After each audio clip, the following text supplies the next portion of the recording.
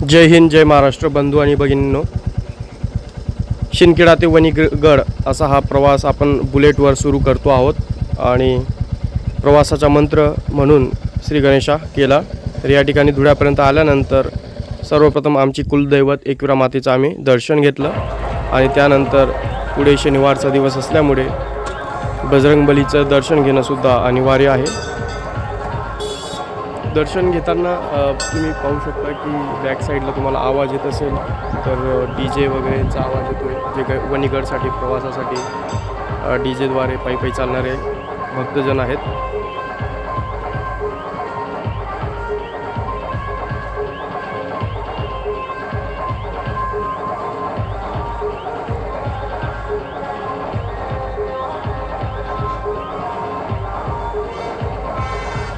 त्यानंतर दर्शन घेतल्यानंतर पुढे वाटचाल केली आणि सर्वप्रथम मालेगाव गाठून त्यानंतर सौंदाणे ट्रॅक आम्ही कंप्लीट केला आणि पुढे कळवणला एक स्टॉप घेतलेला आहे. तर या कळवणच्या स्टॉपनंतर आपण थोडा 5-10 मिनटं रेस्ट घेतली. आता जस्ट कळवणपर्यंत पोहोचलेलो आहोत. सुरुवात केली शिंदखेड्याहून धुळ्याहून सौंदाण्याहून आलो आम्ही देवडा ते आता कळवणला पोचलो आहे जस्ट. त्यानंतर आता सप्तशृंगी गड फक्त 20 ते 22 किलोमीटर आहे.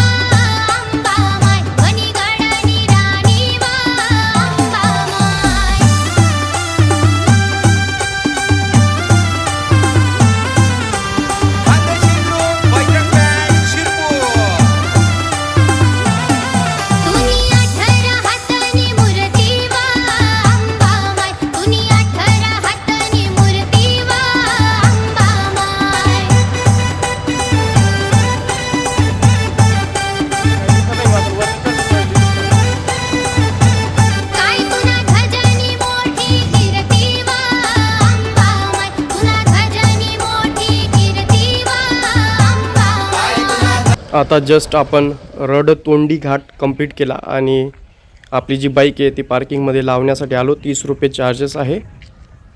त्यानंतर अप्रतिम असं भगवंताचं दर्शन. ओम नमः शिवाय, हर हर महादेव. सानंदम आनंदवने वसंतम आनंदकंदम हतपापरुंदम वाराणसी नाथथम नाथनाथम श्री विश्वनाथम शरणम प्रपदे.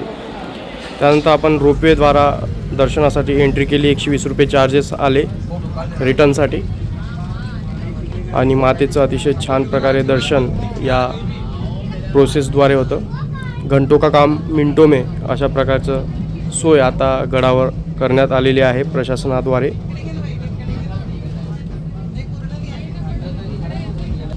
ओम महालक्ष्मी महाकाली भद्रकाली सरस्वती त्रिगुणात्मक रूपिणी सप्तशृंग निवासिनी अष्टादशभुजाधारी परब्रह्म स्वरूपिणी असुरमर्दनी दुर्गे सप्तशृंगी नमस्तुते.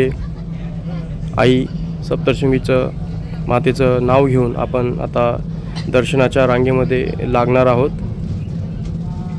आणि यावेळी दर्शनासाठी गर्दी तर खूप आहे.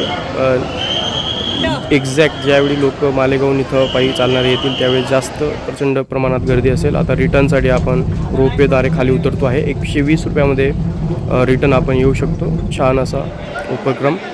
त्यानंतर मॉलमध्ये थोडं टाईम स्पेंड केल्यानंतर काही ग्रॉसरीज वस्तू खरेदी केल्यानंतर आपण पुढे आता लोकेशन पाहतो आहे आणि ते कॅप्चर करतो तुमच्यासाठी. हे समोर जे दिसतं आहे रोपवे आणि त्याच्या साईडला जे आहे मंदिराच्या लेफ्ट साईडला, तर त्या ठिकाणी जे पायी येणारे भाविक असतात ते पायऱ्यांद्वारे येतात. देवी मातेचा कळस ध्वज हा बदलला जातो चैत्र पौर्णिमेच्या दिवशी.